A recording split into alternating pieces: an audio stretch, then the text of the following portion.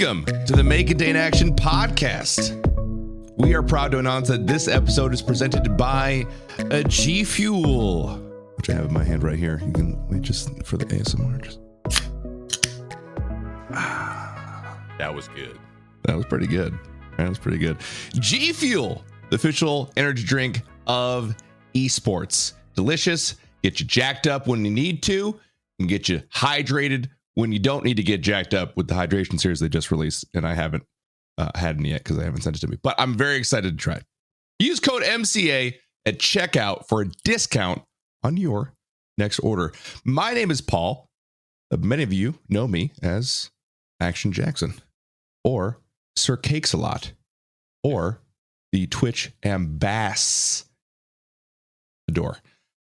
Emphasis on the ass. I'm joined as always by my co-host. Not always, because sometimes he doesn't show up. Always co-host Trevor May. Here I am with 5 games left in the season. Can't wait to continue doing the pod. I'm so excited that your season is over. For someone who loves baseball as much as you do, it's kind of weird to see you excited about the end of the season. Yeah, sometimes, you just need a goddamn break.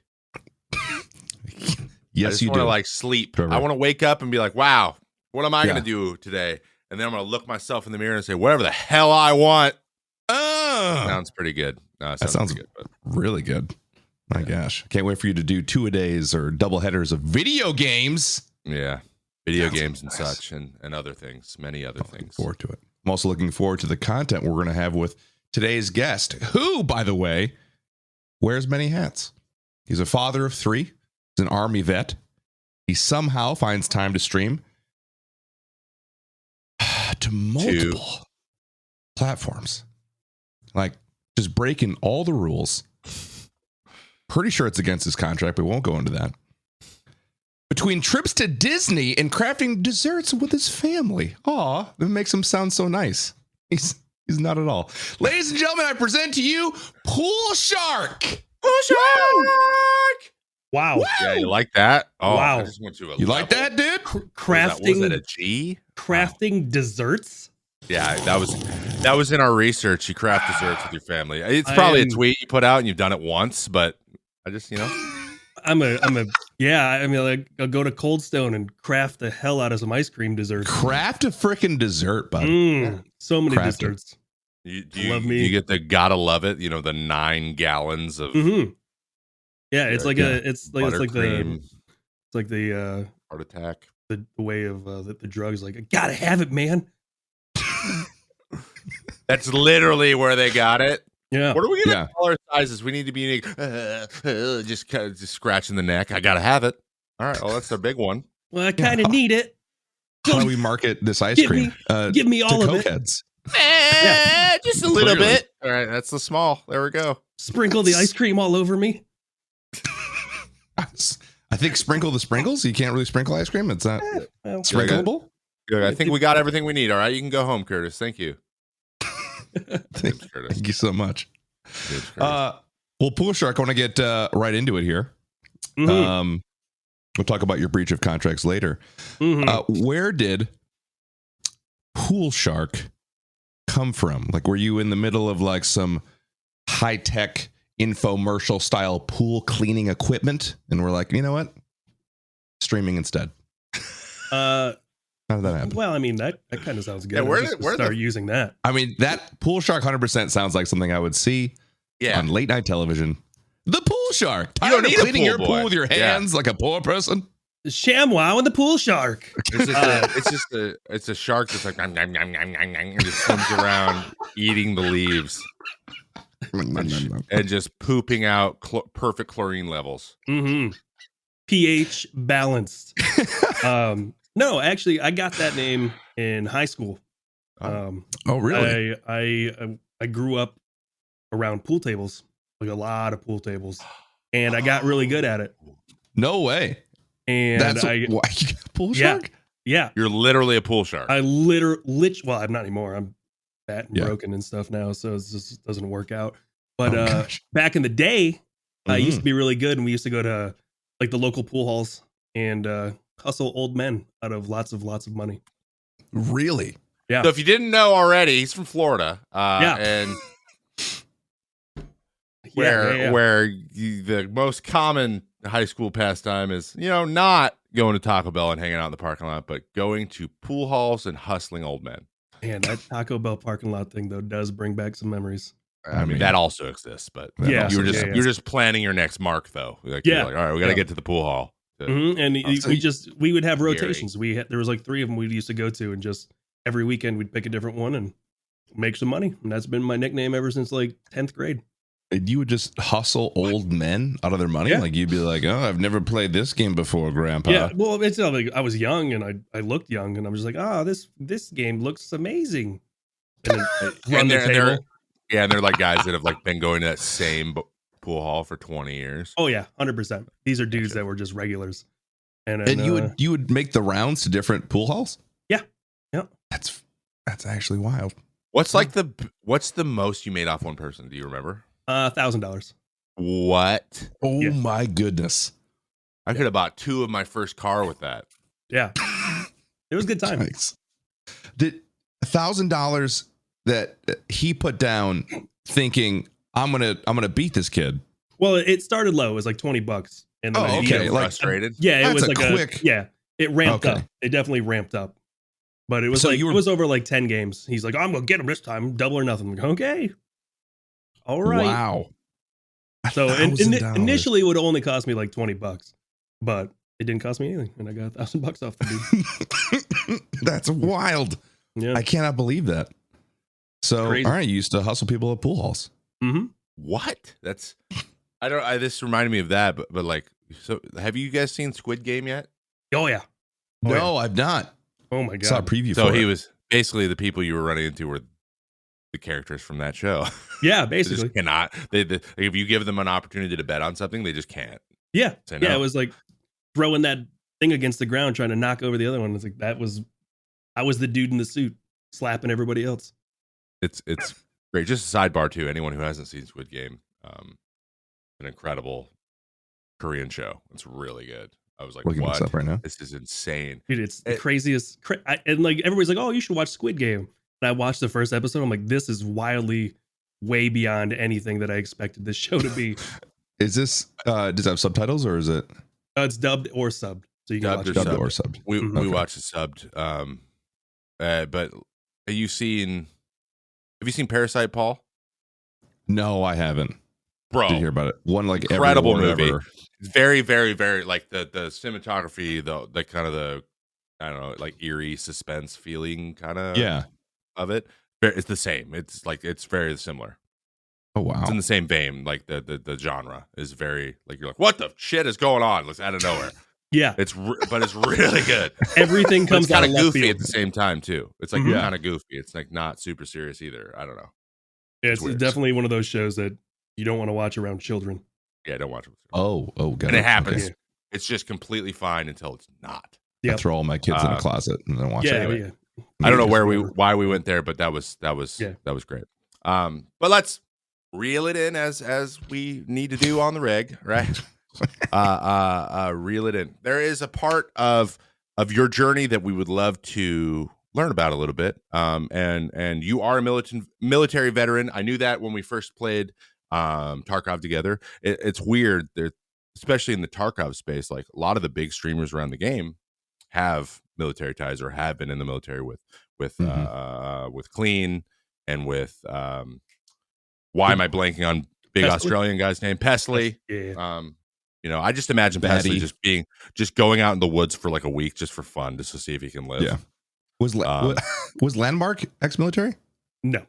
No, he wasn't. No, okay. he's just very interested in firearms. Just loves the guns. He knows a lot. I'm blown away by it. But there's the general theme. Anyway, so when you told me that, I was like, well, yeah, that's a lot of people who play this game that are very good at it tend to have a lot of basic knowledge.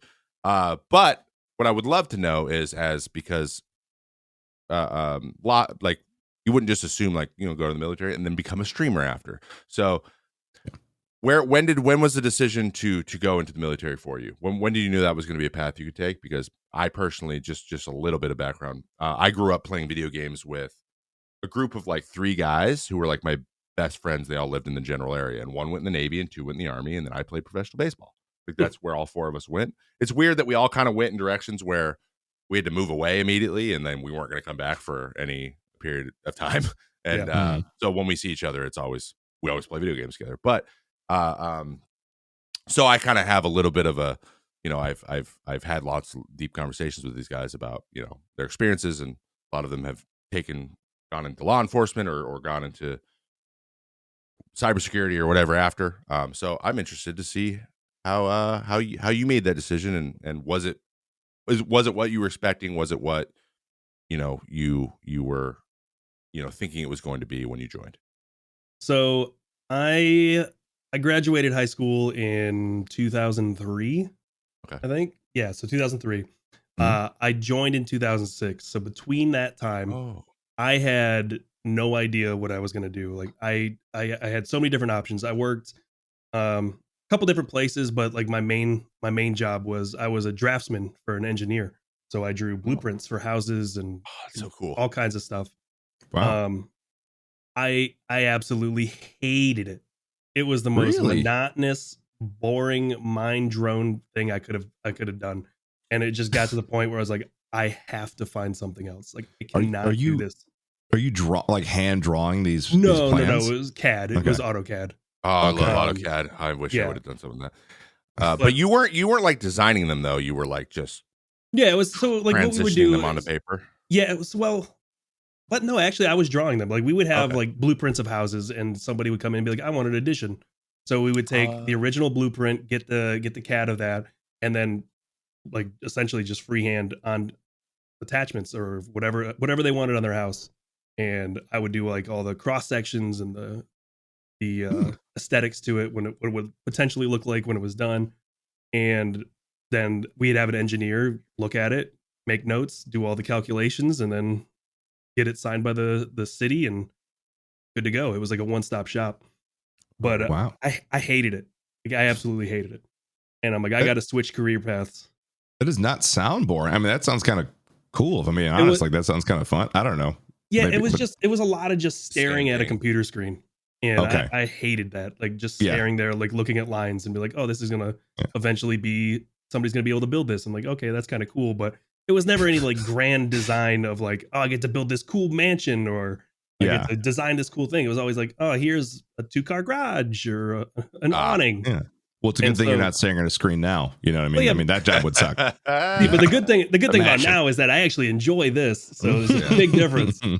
But like I got out of that, like it was right near the end. I was like, I'm going to either go to school or I don't know what. And like I was driving down the road one day and applied for school. And then on the way back, I drove by a recruiter's office. I'm like, you know what? F it. I just stopped and went in. I'm like, hey, I want to do something maybe. Potentially. They're like, okay, here's this thing. Let's go take this test. And I took the test. I scored pretty highly on it. And they're like, there's not a job in our system that you can't do. I'm like, okay, cool. And they're like, well, we really need people for these nuclear warheads. We're going to do stuff like that. It's going to be super top secret. You can do that if you want to. And I'm like, yeah, no. And they're like, what about this? And then they showed me this video of infantry dudes just going through and beating the shit out of doors, kicking and stuff, clearing rooms. I'm like, I want that. They're like, you sure? Like, that's like, you sure? I'm like, I want to do that. Like, that's super cool. Look at that. Both my buddies were infantrymen too. Yeah, it's like Call of Duty, but real life. Like, look at this cool shit. That's exactly what they said. Yeah. What the hell? Dude, they offered you like a job with nukes, top secret. And you're like, nah. Yeah, no. Kick stuff. Beat up. Like I was kind of like a nerd in high school. I'm like, I want to do some cool shit now. Like it's time to do something different. And so I did that and like went in and took the test and got finalized and went off to Fort Benning, Georgia. And was it what you expect? Was it all kicking indoors? Because again, I'm going by the experience of talking to my buddies. They said no. They were like, nah. Yeah. It turned out I was the guy with the stick going to look for mines. Like that's not what I wanted to do. I feel like infantry was like the janitorial services of the military. Like when you're not in war, they're just like pull weeds and sweep this giant concrete motor pool and fix these vehicles and do this paperwork. It's like, this is the worst thing ever. Well, like deployments were great because then we got to do all the cool shit in the videos. And like after deployment, it's like, oh my God, I got to go back to this. And like I did 2 deployments and I'm like, I can't do this anymore. Like this is the worst experience. Like deployment's fun. It sucks being away from family. But like I'm actually doing my job and doing the stuff that I signed up for. Like this is fun. Dangerous, but it was fun. And then you get back and it's just like, now you get to teach some guys how to sweep. Like, oh, I hate it here. You teach guys how to sweep? Essentially, like you go out like I was in a mechanized unit. And so like we had Bradley fighting vehicles and like Humvees and stuff like that. And like every Monday you'd go out to every Monday and Friday you'd go out and be like, all right, time to sweep up all the dirt. The entire motor pool. And it was like 3 acres of concrete. Yeah. I was a janitor. Gosh. I was a janitor. 3 acres. Yeah, it was. That's freaking crazy. Push broom, yeah, push brooms, and like everybody would kind of get next to each other, and you're like, I hate this. This sucks. I never really thought about that, but yeah, I guess you'd be right. Like if there's not any fighting going on, it's like, what are we going to do with all these people that have no training in anything else in particular? Yep. Like make them send them out and other things. Yeah, we could put them out in the field and let them sit there for weeks on end because I've done that before too. We spent a month out in the field in Texas in Fort Hood. Just on the opposite side of the base, and like Fort Hood's the biggest base in the country. And like we had this place called North Fort, which is where you do all the training, and it's just like you go up there and there's all these like fake cities, and we just went up there for a month and didn't do anything. Like kind of we trained a few days here and there, but the rest of it was just nonsense. It was horrible. Jeez. So can't even look at your phone either. Yeah, you couldn't. Oh yeah. There was no signal. Like even if you did take your phone, there was no signal. Because it was in the middle of nowhere. It's a bunch of dudes baking in a field. Yeah, a bunch of sweaty, smelly dudes hating everything. Oh man, sounds and hot. Like, and the crazy thing is, like, I joined during the surge, so it was like when they were just like, "Oh, everybody, get in here! We need to go do everything." And like people were coming in with felonies, just like damn, asthmatics. It was just like crazy. It was like letting in everything. Like there was dudes like the only thing you can't join is if you have domestic violence, and everybody else is like, come on in, we'll get you a waiver. It's a pretty low bar. Yeah, the bar was so low that you probably couldn't see it half the time. Oh my Jesus. Yeah, it was, and the worst part about it is like during that time, the little turds that made it through somehow started getting promoted and like making it into leadership positions. I'm just like, yeah, here we go. Like now it's time for me to leave. Like I got to get out now. Like now I got to listen to these people and they have an effect on my life, and that's different. Exactly. Yeah. I don't like. I couldn't trust them as far as I could throw them. I'm not going to listen to them in any type of combat situation. It's time to go. So they broke me enough, and I got out anyways. So you said you went on. You were deployed twice. Where were you deployed to? So the first deployment was 2008, 2009. I was in Northeast Baghdad, right outside of Sadr City. And the second time, I was in Kandahar, Afghanistan. I wasn't in the city. I was right outside it in this big old fertile river valley. And they love their landmines. Oh. Oh my. Yep. That was like a regular occurrence, like a daily thing, or? Oh yeah. Multiple times a day. Jeez. Because they didn't really, so they would pay people just to go in there randomly and put them in. And like sometimes you'd hear animals step on them and they'd blow up, or you'd hear like you'd get civilians coming in that we'd give medical attention to because they're like, well, we just walked in our field. And it was a terrible, that was a really really sobering, terrible experience to have to put these kids through, like 18, 19-year-old kids going deployment their first time and they're seeing this. It's like, man, come on. It's like, this is horrible. And that was the last deployment. You were like, I'm done with this, or did you? Yeah. Okay. That was my last one. I got to the point where just things started hurting that shouldn't hurt for long extended periods of time. And I'm like, you know what? I got to start going to a doctor. And the doctor's like, you can't really do this job anymore. Like, you want to reclass to a different job. And I'm like, no, I don't. And they're like, all right, well, we're going to go ahead and we're going to get you out of here and give you a big chunk of money and Have a good one. Okay. So Okay. so just to refresh my memory, the first what's the length of time on your contract before you decide re-up? Is it 6 years? So I First one you signed? did, my first one was 6 years, and then was it about a year? I think it's a year out. You can start looking at re-upping. Mm. And so I did 7 years. So at a year out, how did that go? I re-upped and they let me do a semester in college while in the army. So I didn't even have to show up. I just went to college.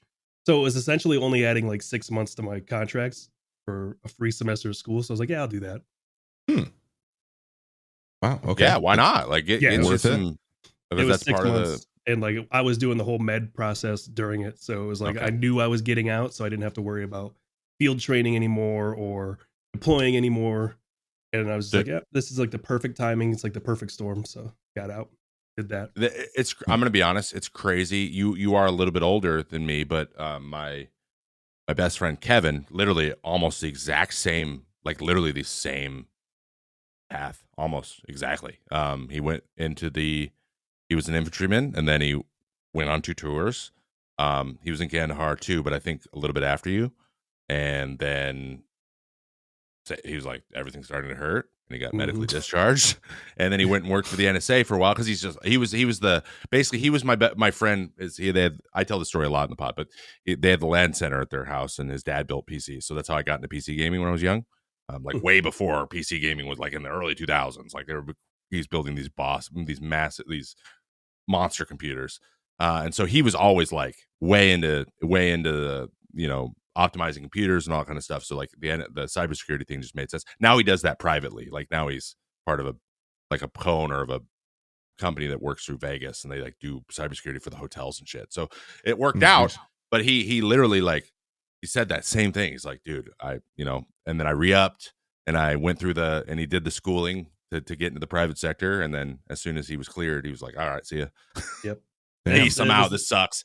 It's honestly as bad as it sounds, like that's the best path you can do. Like 20 years as an infantryman that's a level of destruction on the body that I just don't know how people do.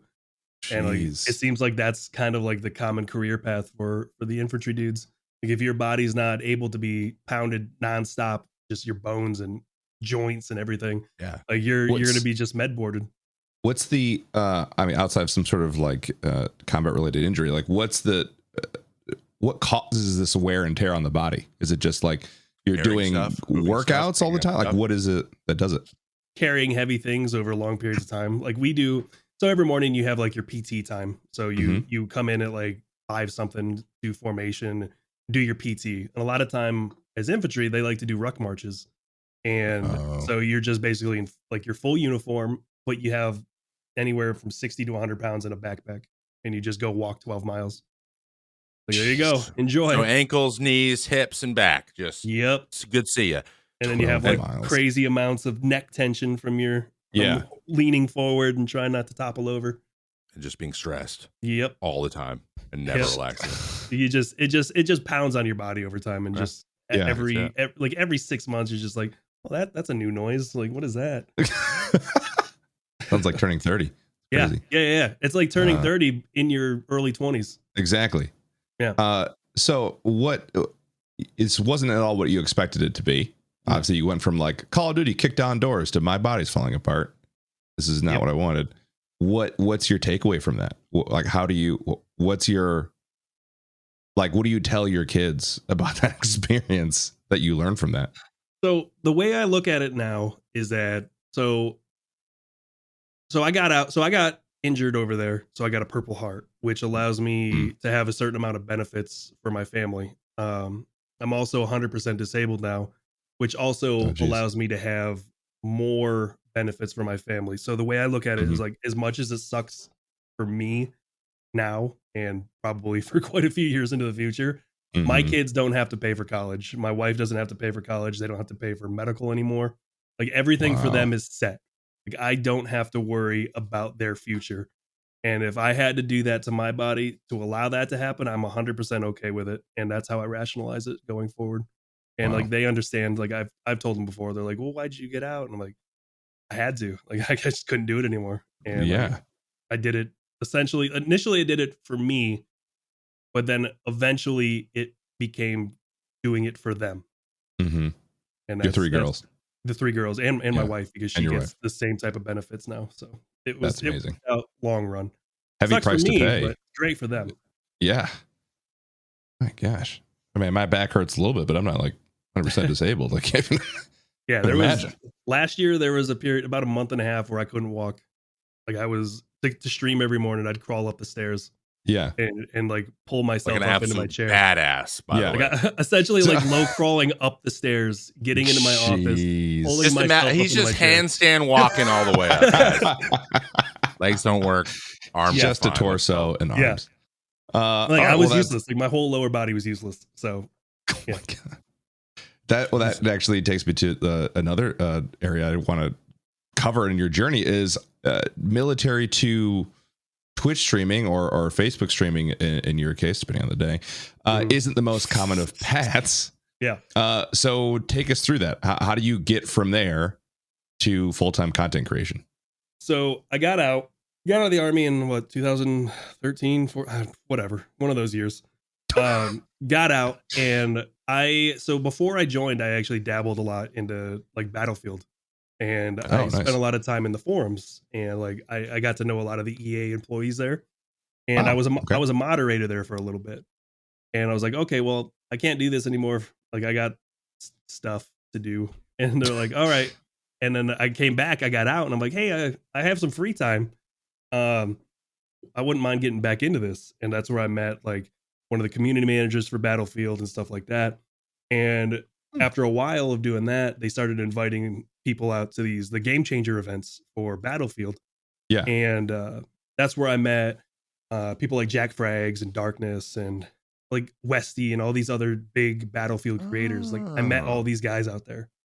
And wow. Okay. You met them really early on. Really, it was like 2015, I think, is when I didn't even know Darkness played Battlefield. So yeah, like that was his thing. Like that and Titanfall were like his babies. Okay. Huh. So then like we got out to those, and I started meeting all those guys, and like that's where I started learning about like streaming and making videos and stuff. Yeah. And I was super reluctant and hesitant just to even dip my toes into that, because I'm like, nobody wants to talk to me. Like nobody wants to listen to my shit. Like yeah, I'm a whiny bastard. Like nobody wants to hear this. Amen. Yeah. Amen. But like over the years, like I kind of just picked up some stuff from them, and after a while, I think it was 2017. I was like, you know what? I'll give it a go. And I started streaming, did it for like 6 months, wasn't making too much headway. And then Tim came over to Facebook, and he's like, hey, you should give it a go over here. And this was like February. And then I was like, no, Twitch, I just started here. Like I'm going to try to like build here. Yeah. And like a month later, I'm like, hey, you know what? I'll give it a go. And like my first stream, I got like 10,000 followers. I was like, what? This is on Facebook, you said? Yeah, on Facebook. Yeah. So I was like, oh, okay. But me being stubborn, I'm like, okay, well, I'll do Facebook a couple days a week. Yeah. I like still stuck to Twitch. And then like within 6 months, I had 100,000 followers. And then it blew up like crazy. And then that's kind of where you hit it right time, right place. 100% right place. Okay. Right time. 100%. Fortnite was just blowing up. And like Facebook was brand new. Like it was a perfect storm of right place, right time, right game, playing with the right friends, and just it was absurd. And like within a month, I was a partner on Facebook, and it just kept going from there. Wow. Yeah. A lot of it is that. Yeah. Paul and I can also. I mean, Paul was already doing it for a long time before and had grown quite a bit. But like, you know, we know what like finding that right game with the right people, having a great time, and enjoying yourself, and being so locked in that you're willing to stream it every day for 10 hours. Yeah. For a while. Exactly. Can do what that can do. It's mentally draining, but like at the same time, you're playing video games with buds, and like you kind of lose track of like, oh, I'm doing this for a career now. And it's just like, oh, well, I'm having fun and my channel's blowing up, and like, oh, this is crazy. But you don't really think about that, because you're just like, oh, I'm just playing video games with friends. And you kind of just sit back afterwards and you're like, oh, wow, look at this. I did this. Yeah. It's like what I realized there's two feelings that happen. Like you can tell when you're not in, I don't want to say in a rut, but you can tell when you're not in that mode and you are in that mode. And that's when it's like you look down and you're like, oh shit, I'm almost out of time. Like when you feel like you're almost out of time, you don't want to turn it off. That's what making this so fun. And then there's months where you're like, oh, man, are we at 4 hours yet? Is 4 enough today? Exactly. The drag. And that happens too. But yeah, it sounds like you're like, oh, let's do this. Like, there'll be days where it would can I just go be 1 more hour? Like, that kind of stuff. Yeah, you'll be playing and then you'll look down and be like, it's been like 7.5 hours. Like, whoa, wait a sec. And then other days you're like 2 hours in. Like, it just depends. Like if you're switching games a lot and you're kind of like, oh, I'll go back and play this game because some of the people want to see it. You're like, man, I feel like I've been playing this all day. You look down, it's like, it's been 2 hours. Like, oh, exactly. God, 80 minutes. Yeah. Do you feel like streaming since starting it, I don't know what your conception of it was or thought of it was before you got started versus how you view it now, but like, is it what you thought it would be? Did you think that it would be this way when you first started, or how is it the same? I had no idea what streaming was for the longest time. Like I'm like, when I started, I'm like, there's no way this is going to be like a long-term thing. People do this like for money. Like this doesn't make any sense to me. I'm like, I'll give it a go. And then like, I started doing it and seeing like where people can take themselves and where just the growth in video game and content creation. I'm like, this is wild. And like, I started seeing signs of it. And I was like, this is the craziest thing I've ever seen. And like, I'm just like, I don't want, like, I know it's one of those things where it's like, you cannot maintain this as a career unless you're one of the top 1% of creators. Yeah. And like, I understand that. And like, that's why like I've been kind of dabbling off to the side doing other things so that like when this does, with like the bubble pops for us, like mid-level creators, like I have something to fall back on. What did Khalif call it, Kate? Or Kate? I just called you Kate. I'm Hi, sorry. honey. Both of you. Sorry for even remotely doing that. I would love to just take this time to leave the pod and never do it again. A lot about me and very little about Kate. God. Paul. I'm so distraught right now that I forgot what I was going to ask. No. But Khalif called it aging out. Yeah. Right? Yes. Aging out. The phrase, that was the first time I heard it. Big Khalif Adams on the show, and he was like, yeah, there's such thing as called aging out, where we're there now in streaming where people are going to start aging out a little bit. And you're going to adjust like what you're going to, it's just going to, what you're going to use live streaming for is just going to completely change, or it's just not even going to be the main thing anymore, but it might be adjacent. What you're doing is like gaming adjacent or streaming adjacent. But there's a lot of people that have gone through that already because the streaming's been around now I mean, for the masses, probably since I'd say 13, 14 was when like the first start of the hockey stick. People are like, streaming's a thing. So people have been doing it for 7 years, and they're like, all right, well, it's like, what's next? Like now, what's next? What do we do? What exactly. do we do? And that's just a big question mark. As you get older, like you're starting families, and you're not able to spend 12, 14 hours a day doing content creation because you have all these other side things. Like you have a wife now, and you have kids now, or you have an animal or something. Like your focus, that your idea of what you're doing is now split among so many different things. Multitasking is a huge thing, and like it's hard. It's hard for anybody, let alone younger people, to do this. And like it's really what you do while you're streaming to set yourself up for after streaming. Yes. And understanding that like this isn't going to last forever. And how am I going to set myself up for the next step once this stops being as big as it is now? Or even if you do grow and become Ninja or the Shrouds, like you're going to do it for get even bigger, you still want to have something to fall back on in case that doesn't happen. Like, I don't expect myself to ever get to that level, but if I did, great. But if I don't, I have something to fall back on. Exactly. Yeah, I think you learn over time too, like the things you really like about it. And I've realized how often I like just chatting almost more than I like playing games at this point. I like playing games, and it's honestly becoming more and more fun offline than online, because it takes so much of my attention that I'm not able to give attention to the chat and have the conversations that I want to have, because there's so much stuff I feel like I have to offer that isn't like my gameplay. Because there's going to be times where I'm like, for example, this offseason, I really want to do give some time to like actually like rank grinding a couple games, whether that's Valorant or Apex or something, just to see like how good I could get, because that's a part of me.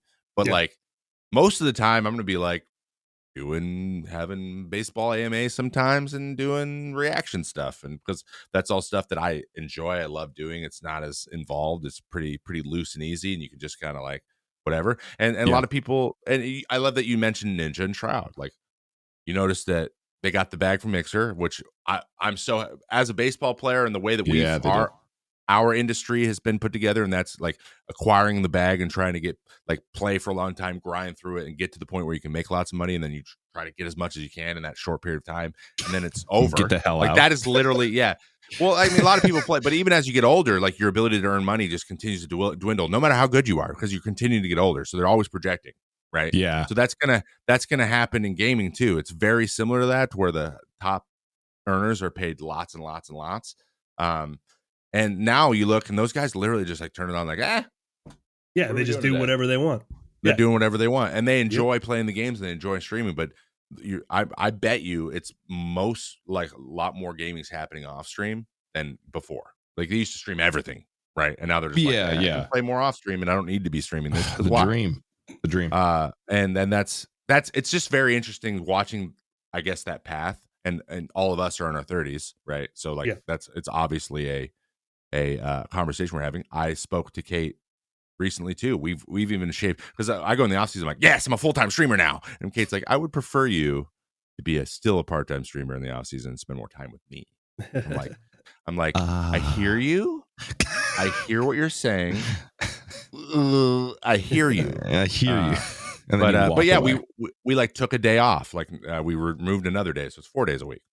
And I'm just like, I'm cool with that, where I am in my life, and that's just the natural progression of things.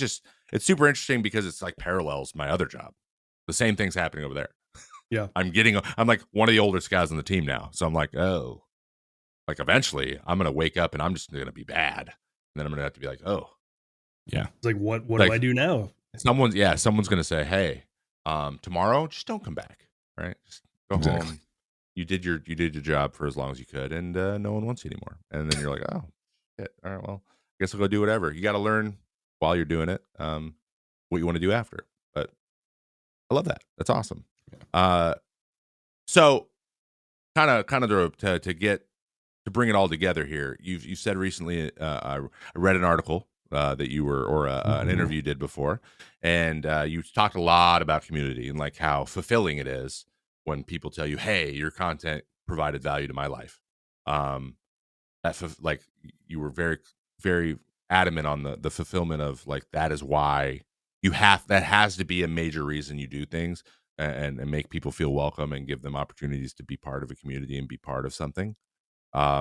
Because that is I think that's what makes live streaming so amazing.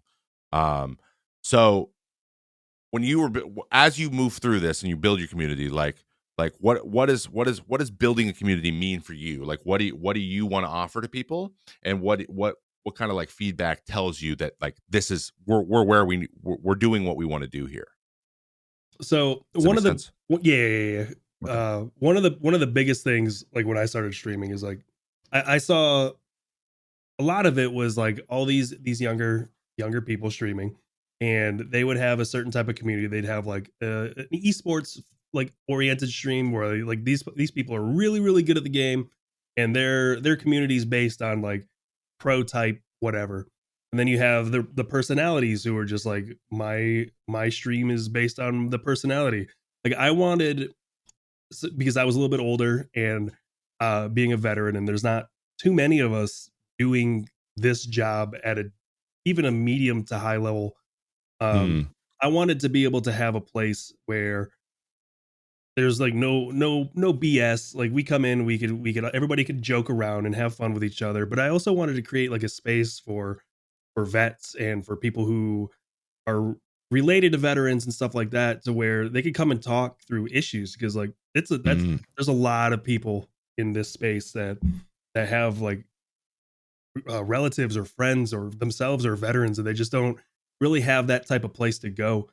So like initially when it first started out, I was like, I'm going to create a community where these type of people can come hang out and just shoot the shit, and nobody's going to really judge them for anything bad that's happened in their life, or whatever their experiences are. Other people here have had similar, or at least close to similar experiences, and I feel like I've done a pretty good job. Like I focus a lot on like veterans charities and um, disabilities and stuff like that.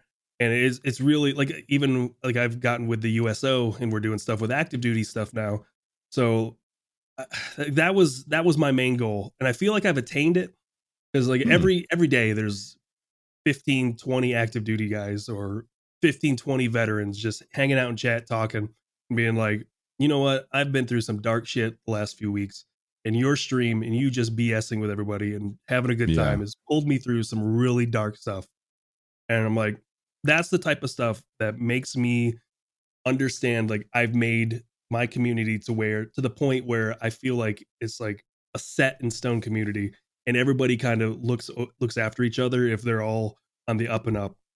And it's like, that was like my main goal, and I feel like I've attained it, and I would assume that there's others in the community that would agree as well.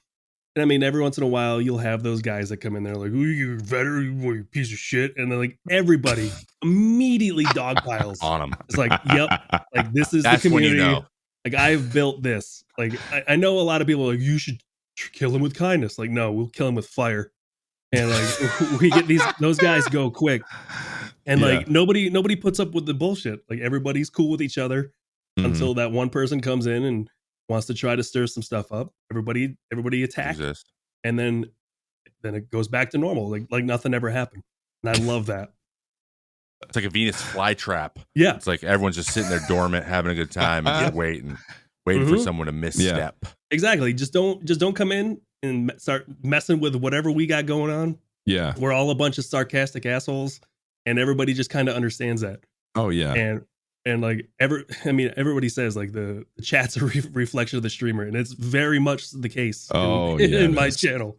My gosh, it's like, I feel like that's kind of what everybody wants to strive for, is to have like this tight knit community. They're welcoming to others, but just don't fuck up, you know? Yeah, just you want to step, you know what I mean? People that have each other's backs, and that get like the vibe of the place, and when people are coming genuinely wanting to be part of it, they're welcoming. But if they're genuinely wanting to just troll and be, because that's just so hot right now, just being a troll now for people who are younger a lot is like, it's like a weird, I don't know. It's like, I'm trying to think of the equivalent of when we were young, but like, I don't know. It's just an expansion of social weirdness, high school kid stuff. Oh yeah, very much so. Like, but that's awesome, and I'm so glad that you found it. And I would be remiss if we didn't touch upon this, because community a lot of times is very closely attached to the platform. People like watch mostly in one place. And Paul has alluded to this several times. So we know that you said you still sometimes go to Twitch. Now, you are partnered with Facebook. Yep. I have no idea what your terms of service look like, but do you still stream on Wednesdays on Twitch? I know that was Lupo. Trust me, I know all about that, and I would stream on Wednesday for the exact same reason. Yeah. But now that Lupo's on YouTube, like, is that still? Yeah. Is that so still something you're doing? I took a few weeks off. I feel like, well, we'll start at the beginning. I as a partner on Facebook, I'm allowed to stream anywhere I want. That is awesome. I have a certain amount of hours that I got to make, and I can't restream. So I can't be streaming on Facebook and YouTube, or Facebook and Twitch at the same time. Oh, but I can one platform at a time. I can do, as long as I meet my hours and all my stipulations in my contract. Like, as long as I do that, anything's good. Wow. Okay. So I streamed on Wednesday. I used to stream on Fridays, but then I realized like I'm leaving a lot on the table, because like I play Tarkov, Lupo plays Tarkov, we play Tarkov together. Like, why would I not switch that to Wednesdays on his day off? Like, that would just be stupid of me. So I switched my day. But then like the whole hate raid thing came out, and that started being a big thing. And Twitch's kind of lack of response put me in a state where like I don't want to put my content on that platform unless they seem like they give a shit. And they just didn't seem like they gave a shit. So I stopped streaming as much on that platform. now that they kind of have like other tools and stuff, I'm gonna start it again here in a couple weeks. Okay. But yeah, like it was more of me trying to make a stand with my community. Like I don't want to pull my community to that platform if they just don't seem like they care about the people on their platform. Yeah. Yeah. Totally get that. And but now it seems, I don't know, I'm kind of passively following it, so I don't know for sure. Yeah. But I know they're adding new moderation tools and new follower type stuff to try to combat that. So Mhm. I'm definitely gonna start going back there to stream and stuff. Do you That's think they? I'll go ahead, Trevor. Do you think they translate? Do you think that a lot of people go with you on that day? Like just because you 100%. have a day, okay. So you think it's a lot of the 100%. same people? They're just like, oh, Pool's on Twitch today. Yeah, like I'll and have that's an people easy transition. I'll have people on like when I stopped doing Twitch so much over the last few weeks, I'll have people be like, "It's Wednesday. Why aren't you?" Like I've been waiting on Twitch for you. I'm like, "Oh, sorry." I'm waiting over here in this room by myself. Yeah, it's like, well, here I am. Are you partnered on Twitch as well? No. They wouldn't. They would Okay. be very angry with me. Yeah. Okay. Yeah. Are you affiliate? Yep. Okay, you are affiliate. Okay, so it is worth it for you to do that. Okay. Yeah. Besides just growing your audience, like financially, Correct. worth it to do. Good. Okay, Initially, gotcha. it was like I didn't want to put all my eggs in one basket with Facebook, Yes. and like it's still like that, but at the same Yeah. time, it's like I'm at the point now where I can be like, you know what, Twitch is fucking up. Yeah. I don't want to reward them for fucking up. And it's like the same with Facebook. Like if Facebook starts doing some dumb shit, I'll make Mhm. sure I hit my minimum hours, and the rest of the time will be somewhere else. Like there's no loyalty. Yeah. I mean, Yeah. that You whole know, brand loyalty thing's a weird concept to me. Yes. And I don't want to yeah. make you sound like, sorry, Trevor. I didn't mean to bulldoze you there. I don't mean for this to come off like wrong or anything or weird, but obviously you have a relative persona on streaming. I think to some extent we all do. Yeah. And yours is very much like you're like just a giant dick. You know what I mean? Like just a huge, just a mean. Yeah, just a big sarcastic, just a mean asshole. sarcastic asshole. Yeah, exactly. Yeah. But it works and it's hilarious, and obviously it's why we keep playing together. But especially on Destiny days, those have been great. But your thoughtful response to streaming on Twitch, I feel like most people might not expect. They're just like, oh yeah, like Pool just didn't feel like doing it today because he was like, my back hurts. And like, I don't know, like just a relative. It's good. I guess what I'm saying is it's good to see like relative steps being taken to be like, no, like Twitch is messing up. Like this is not okay. I'm not going to bring my community, and it's a community focused response as well. Like I'm not going to bring my community into a toxic environment. Why would I do that? I'm going to keep them over here on Facebook where at least hate raids are not going on. Right. Yeah. So, and I think like one of the big things is like, I may be a sarcastic prick on stream, but like, I know the limits. Like I know where not to step. I know the boundaries. Like I know there are places I won't go. And like, I think you guys can all attest to that, especially like Jen. Like sometimes I'll be touching a line and I'll be like, and you know what? I'm gonna pull it back a little bit because I think I'm getting too close to a fucking line. And I wonder if Jen feels that way. That's a better question. Well, I mean, and the thing is, like, we've had conversations before. Like I've DM'd her and she's DM'd me, and we've talked about things like, yeah, sorry. That's good. That's good. Like, I know my limits. I know what people are able to take, and like that's why I give Fab so much shit because he gives it right back. And like, oh my gosh, I know, I know the people that will get along with me. Yeah, is if I throw out a little shit and they throw it back, and like, all right, we're gonna get along. Like you and I are gonna get along. We're gonna do well. Yeah, we're gonna be pretty cool. Man, the sexual tension with you and Fab, my gosh. I give him so much shit. I have not met Fab, but I am aware of this. Oh my gosh, I give him so much shit.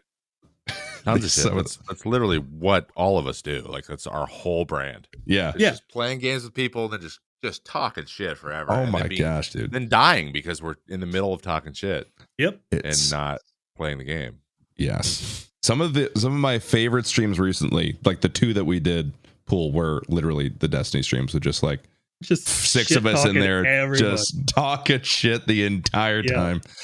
It's like old friend groups. Like when you have friend groups, like getting out of high school and stuff, and like, what do you guys do? Like you're gonna go drink and you're gonna talk shit to each other. Like that's how you know like those are gonna be like your best friends because those are the guys that are gonna be guys and girls, like they'll give that shit right back to you.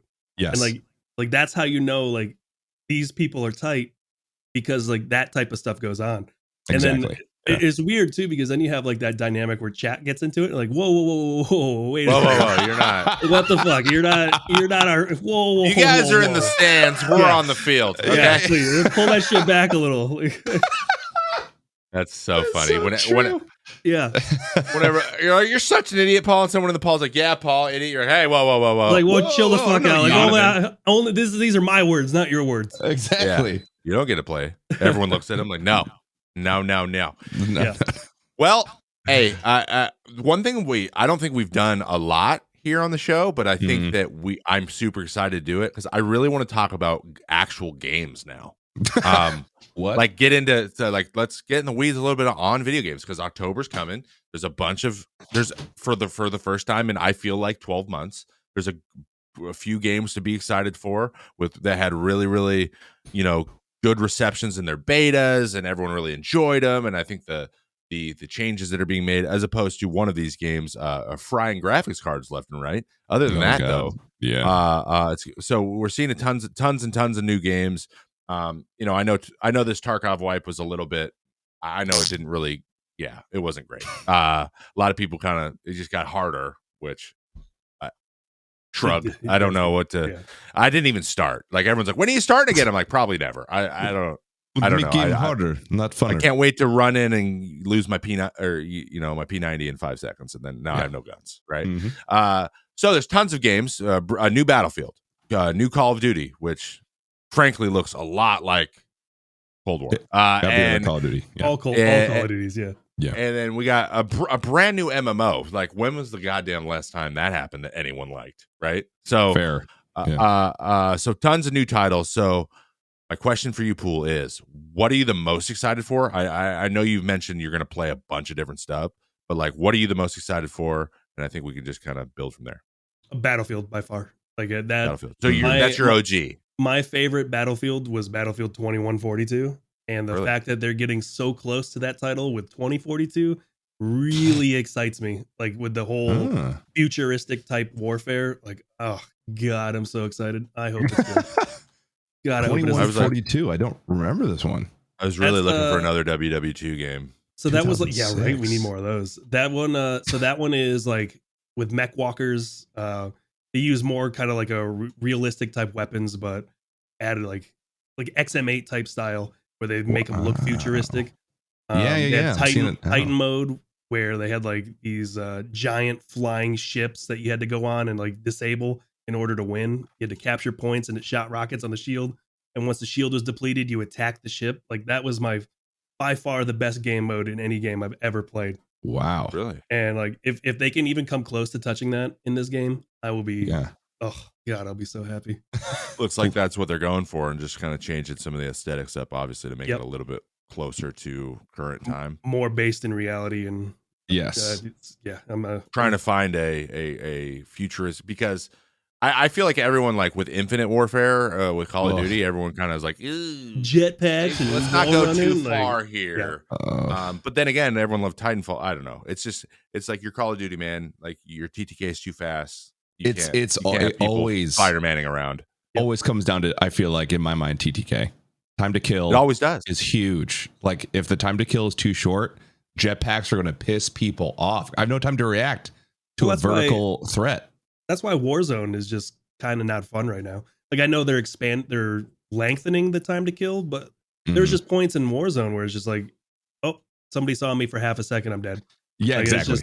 It's like one of those ADD Adderall fueled game fests. Like it's like I can only do that for so long, and I did it for like 7-8 months, and I got to the point where I'm just like, I can't do this anymore. Like this game, I just so did it in waves too, just like a few weeks. The TTK was just too fast. That's why I like Apex so much. I love reacting because I don't have the fastest reaction time. I would love to be able to be like, oh, I'm being shot from a distance now. I can fully heal up. Now let's do this thing. Exactly. But I feel like Apex is too slow. Like I feel like a mix. Like if there was a halfway point between Apex and Call of Duty, that would be the perfect time to kill. Do you think there's oh, you mean it's too possibly too long to kill somebody? Yeah, because like you're essentially a bullet hose at that point. You're a bullet hose. Oh, I think that more than a clip more than a magazine from a gun, like is too long. Not only that, there's only 60 people on the map too. So like your ability Games to go like weird. Games go weird a little bit too often. So Mhm. either raise the number of people so you're in fights the whole time, or actually raise it and then lower the TK a little bit, and then you can get a little bit more pub stompy. But again, they The counteracted third parties that with the third you parties. could you could lower the time to kill. The third parties wouldn't be so bad, and then the mid game wouldn't be so slow. Make games Because very slow. Yeah, it's true. Very fun, slow, and then very fun again. Yep. And aren't you, as an aside to this, aren't you in the credits of? I think I'm in Apex's. I believe so. Ooh. So like 6 months before that game came out, What? myself, Shroud, Ammunition, I think Darkness was there for one of them. We went out and tested the game, and we're like, this is going to be phenomenal. And This is gonna be phenomenal. This game's gonna be amazing. Like, there's nothing out here like this. Like, Titanfall's out, but that's not a BR. And like, we had Fortnite, and what else did we have? I think that was it. Like Fortnite. Or like we needed some. Oh yeah, PUBG. Fortnite and PUBG. And like PUBG was a snooze fest, and Fortnite was cranking 90s, and it was like the worst experience in my life. And then like when we went out there, we're like, this is gonna be phenomenal, and we did that like 3-4 times, and then that's actually where I met Lupo for the first time, is for the launch party for that. Oh, very cool. For Apex, which was right before like February. Yeah, February of what? 2018? 2019? 2018. 19? Oh, wow. One of the two. But yeah, it was like that was crazy. There was so many people there. Like Dr. Disrespect was there, Courage was there, Lupo was there, Myth, and all those guys. Like there was a lot of people that have a lot of followers out there. Very cool. It was a wild time.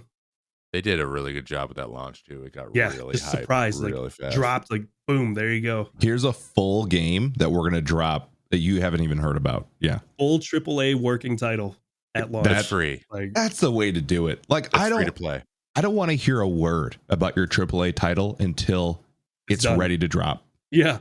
Like don't tease it. Don't do any of this. Like no. Just make it right. Make it perfect. Exactly how you want it to be. Then drop it. Yeah, because they didn't have any marketing, so they didn't have to they didn't have any timelines to meet. So they're just like, well, just if it's not ready. It was so the thing was it was delayed. Like it wasn't supposed to come out in February. It was supposed to come out before that. But they found something that they wanted to fix, so they fixed it. I love that. Nobody didn't tell anybody because they didn't have to, because there was no announcement or leaks or marketing. So they're just like, yeah, fuck it, we'll delay it a month. Oh my gosh! Like imagine if Cyberpunk did that. Oh god. Yeah, it was the opposite. They No Man's Skied it is what they did. Yep. They put too much hype behind it. Too much hype behind it. Oh, dude, Apex came out and it was great, and then and it's free to play, and then they're like, we got to make money, and they're like, heirloom weapons. They're like, yeah, and then people are like, I'm gonna buy 500 boxes to try to get this red weapon. Oh my gosh! And spend so much money. And that's completely. And then now they're coming out with new seasons every like 6 weeks. Like the amount of new content, new characters, and new. They've had 3 or 4 maps. Like they've done it really fast, way faster than Fortnite did. Yeah. Right. So it's like. They just have done a really good job. I love that game. I'm going to play it somewhere in the offseason. But I want to know. Oh, go ahead. I was just going to say, I love that we were like, let's talk about new games. We're like Apex Legends. Came out years ago. Legends. It came out. Well, I mean, to be honest, I haven't got to play Jack Wagon lately. So I'm just so excited to play some games. I've been playing an Anno game. You guys know what the Anno games are? They're like city builder strategy games. Like, yeah. You nerd. Bro. I know. I know what those are. Oh, you got to set up your trade routes and freaking. Oh, it's so fun. It's so nerdy. And like, there's only taxation rates. Oh god. Yeah, you got to set your taxation rates. You got to grow your houses and grow your population somehow. And then the only military stuff is like sea battles. So you got to have like a freaking armada. Oh, I don't know. It's just so nerdy. It's ridiculously nerdy. But what I wanted to talk about, and one I'm excited about because I love MMOs, is New World. It launched at this recording. It launched yesterday. This show will be out. It'll be out for a couple weeks at that time. But have you played since it Friday? You haven't. Then I take it. I haven't. So I didn't even touch the beta. Like I wanted, because once it was like the beta, everybody was like, "Oh, it's bricking cards." I'm like, you know what? I'll wait till it launches. Yeah. And then it launches, I and was then the it same. bricks my card. So I was like, I haven't even been able to load into it yet. Wait, did it break your so- card? Yeah, my 3090's dead. It's gone. This morning, it broke my roasted. card this morning. No way. Yeah.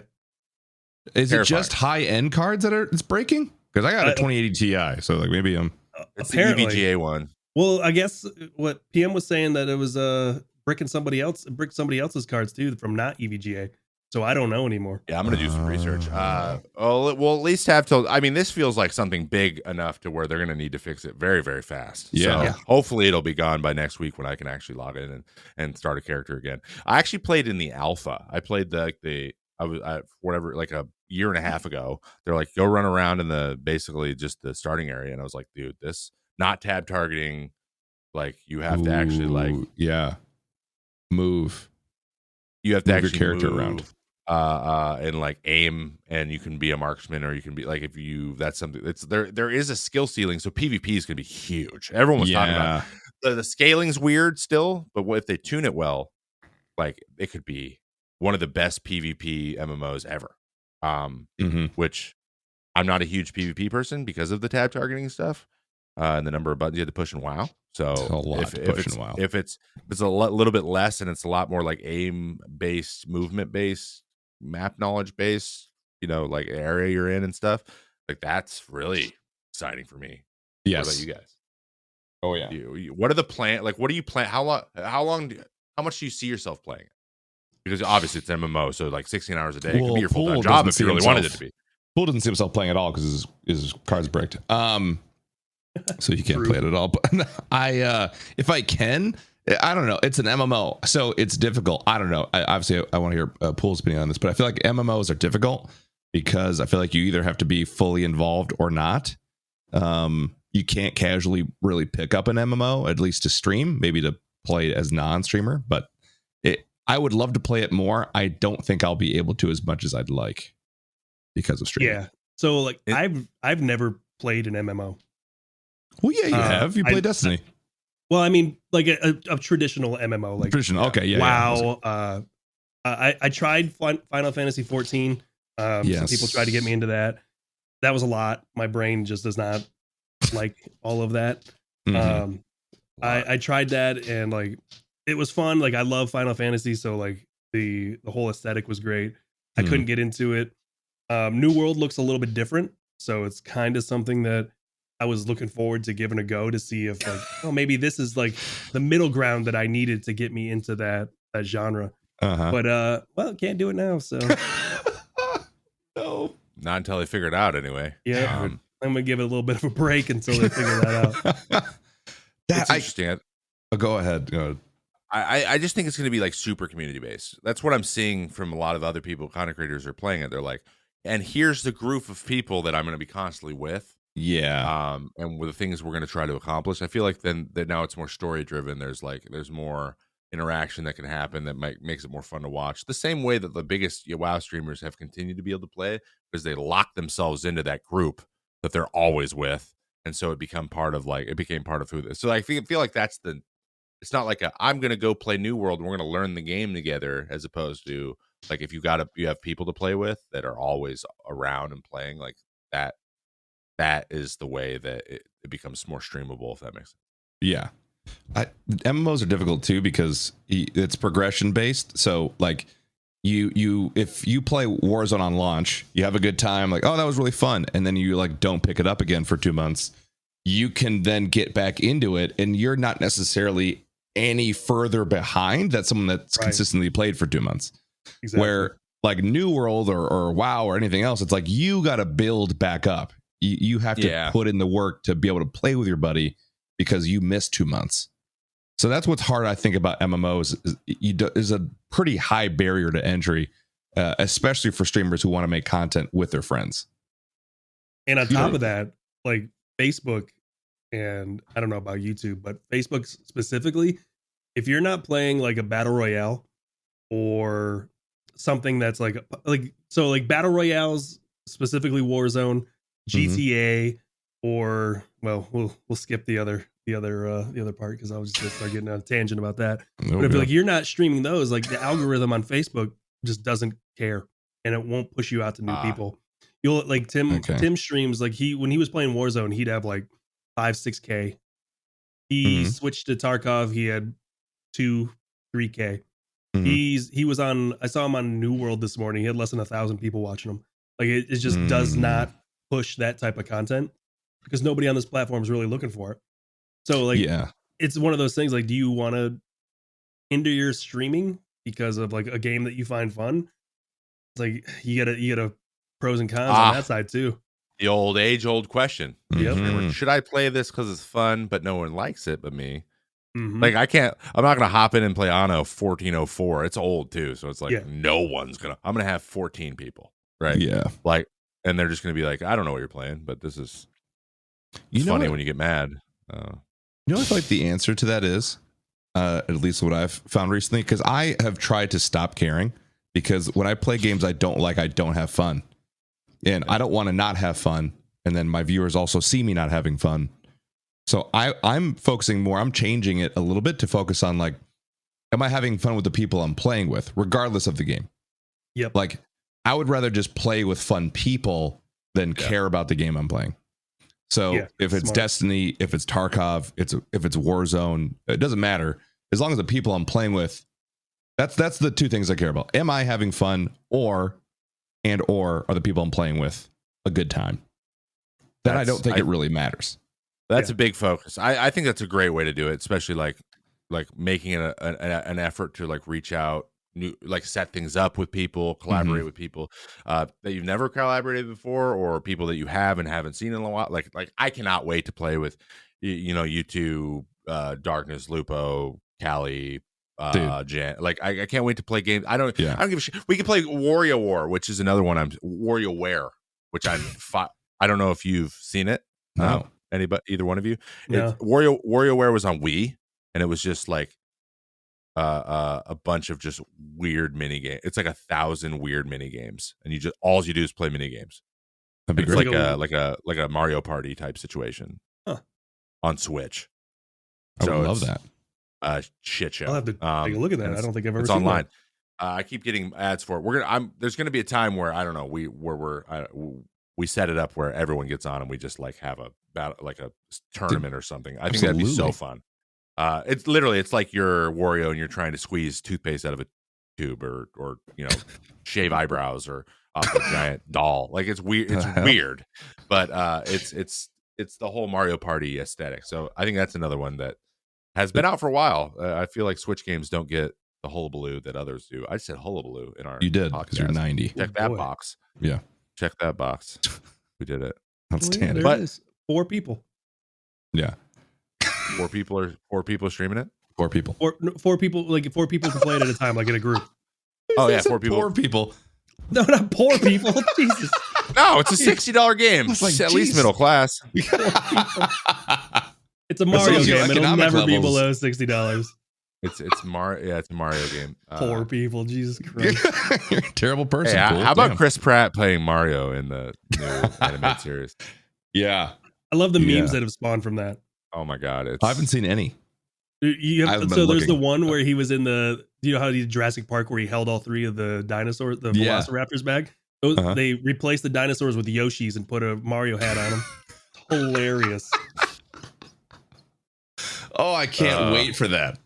Yeah, it's the memes that have spawned from this have been phenomenal. And Anya Taylor Green? Anya Taylor or something? Yes. She'll be the chess lady. Chess lady, yeah. Queen's Gambit lady will be Peach. Seth Rogen. Charlie Day is Luigi. Oh my gosh. Charlie Day. They put a video up of Donkey Kong and just constantly laughing like Seth Rogen. Ridiculous. Just Seth Rogen's Donkey Kong laugh. Yeah, I saw a TikTok where they're like, "Where is Jerry Seinfeld Yoshi?" Mario, you can't do that. Ew! I just ate a fireball. Like, it's actually pretty good. Who knew my Jerry was so good? I don't know. Jack Black is Bowser. Like, Yeah, how's that gonna work? it'd be ridiculous. That whole movie is gonna be just chaos. I can't wait. This is gonna be Michael Key is freaking Toad, dude. Oh my god. I can't wait. I didn't even know Toad could speak. I thought he just went, nah. Like I didn't. When does this movie come out? It doesn't come out this year, does it? Next year. Okay. 2022. Yep. It's animated. It's not like a. It's made by the same people who made Minions. Illumination. Oh, it's gonna be perfect. It'll be good. Yeah, it'll be good then. Like, it'll be fun. There's such good I'm just excited for content of any type to come through here. Like kind of getting it back to like the games and everything we're talking about. Like we're gonna have a bunch of new games. There's new movies coming out. Like as of this recording, Venom comes out. Whether or not you're into Venom, it's just a new movie that's coming out, and I'm excited about that. In like 2 days. On the first. 3 days. On the first, yeah. And There Will Be Carnage. Yeah, There Will Be Carnage, which, by the way, is on the can of every can of G Fuel. It's not on every can. Anyway, it's on G Fuel. That's coming out. Just a bunch of new movies and new games, and it's nice. It's been a year and a half of like drought. Yeah, nothing. Like the occasional good show, right? Like I don't know. We had some pretty good shows, but no there's a lot huge movies. About. Yeah, there's a lot to be excited about. Exactly. And so us three, we're gonna be making all kinds of good stuff. Coming up, which is awesome. Oh yeah, absolutely. The light at the end of the tunnel, hopefully. Light at the end of the tunnel. So good. The content tunnel. Hopefully there's that light. we don't know if it's there, but we're really hoping we're just hoping. We're just really praying. Hoping it's there. We just need something, please. Please, I'm dying. There's just nothing to do. The tea just run dry. I don't know how much more Tarkov I could take. Oh God, the answer is 0. It's none. It's absolutely none. Well, guys, our guest today has been the one and only Poolshark, Dick, an a-hole live on the podcast. Dick what balls. A guy! Jesus, what a Dick guy! balls. You know, you're gonna edit that Dick out. In post. long pause. Dick. Okay, I bet. Absolute dick. You can the worst human being imaginable. I mean, what a piece of garbage this guy is. God. We probably wouldn't even release this. We're definitely not putting this out. It'll be the lost tapes of the Make It in Action podcast. You can find our guest Pool at Poolshark Gaming on Facebook, the Poolshark on Twitch and Instagram, and _Poolshark on Twitter. We'll occasionally tweet out about CBD and how he gets it for less than you do. Never forget that. Be more like me, and less like the rest of you. Exactly. Yeah. Pool, what is next for you, man? Do you have anything coming up that you're excited about? Events, merch, charity streams, anything like that you want to give a shout out to? Yeah. This happened recently. Like I'm now a co-owner of Meta PCs. Shit! Custom PC builder.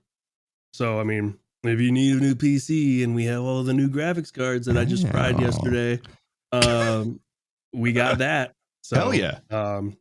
Doing a big old charity block coming up in next month for the USO. Hell yeah, that's great. The USO and I think Jeep. Oh, and Jeep. Like yeah, so it's gonna be a big old month long thing. But yeah, like other than that, it's just streaming and gaming. Trying to pick up some of these good games, get going a little bit. Yep, trying to reignite that flame. Oh yeah. Do you know exactly when this charity stream block is yet, or has it not been? I think it's like all month long through October, and I think it starts like 8th or 9th of October, and it's just like a month long thing. I'll probably just leave up a link and go from there. Awesome. And you are mostly on Facebook. Most of the time, Poolshark Gaming is where you find this man. What really quickly, and I realize that we don't do this usually well. We don't ask the question. Time of the day. When are you usually like? What time of the day can we find you? 9 to 5. 9 to 5. Oh, 9 to 5 East Coast. Working man. I treat it like a full-time office job. Working. Love that. 9 to 5. With less singing. Great way to do it. All right, guys. Well, go check out Poolshark Gaming on Facebook again, the Poolshark on Twitch and Instagram, and the _Poolshark on Twitter. Hey, every once in a while you might see him just yelling at someone who's yelling at me, so that's pretty cool too. This has been the May Contain Action podcast. You can listen, as always, full episodes on Spotify, Apple Podcasts, Google Podcasts, and you can watch some of our best highlights from the show on our YouTube channel, May Contain Action on YouTube. We appreciate you being here, as always, and we will see you next week on the show. Have a great day. See you soon. Bye-bye. Bye now.